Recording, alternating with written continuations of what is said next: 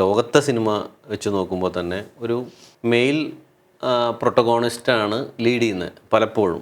ഒരു 90% സിനിമകൾ അത് സൊസൈറ്റിയുടെ ഒരു ഭാഗം, ഒരു പെർസെൻറ്റേജ് ആണല്ലോ നമ്മളുടെ സിനിമ ഇൻഡസ്ട്രി എന്ന് പറയും. നാട്ടിലും അങ്ങനെ തന്നെയല്ലേ ഇപ്പോഴും. അപ്പം മൊത്തത്തിൽ മാറിയാൽ എന്നാൽ തന്നെ എനിക്ക് തോന്നുന്നു നമ്മളുടെയൊക്കെ ബെറ്റർ ആയിട്ടുണ്ട് എത്രയൊക്കെയോ.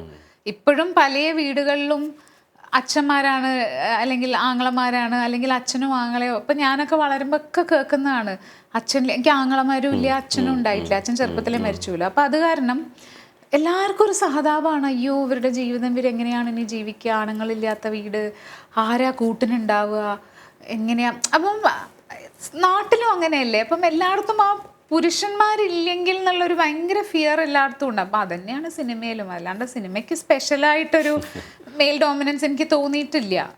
അത് നമ്മൾ ഈ പറഞ്ഞ പോലെ ഇങ്ങനെ നമ്മൾ ആളുകളോട് പറഞ്ഞ് മൊത്തത്തിൽ ഇങ്ങനെ മാറണം. കുറേയൊക്കെ ചേഞ്ച് വരുന്നുണ്ടല്ലോ. ഇപ്പം ഞാൻ പറഞ്ഞ പോലെ എൻ്റെ ചേച്ചിമാരൊക്കെ +2 ഒക്കെ ആകുമ്പോൾ കല്യാണം കഴിച്ച് പോയിരുന്നത് ഇപ്പം മാറി. ഇപ്പം കുട്ടികളൊക്കെ പഠിക്കുന്നു, ജോലി ആവുന്നു. എന്നിട്ടാണ് അനിയത്തിമാർ അല്ലെങ്കിൽ ചേച്ചിമാരുടെ മക്കളൊക്കെ കല്യാണം കഴിച്ച് ജോലി ആയിട്ടാണ് കല്യാണത്തിനെ പറ്റി ആലോചിക്കുന്നത്. അപ്പം അങ്ങനെ പതുക്കെ ഭയങ്കര സ്ലോ ആണ്, പക്ഷെ പതുക്കെ മാറുന്നു.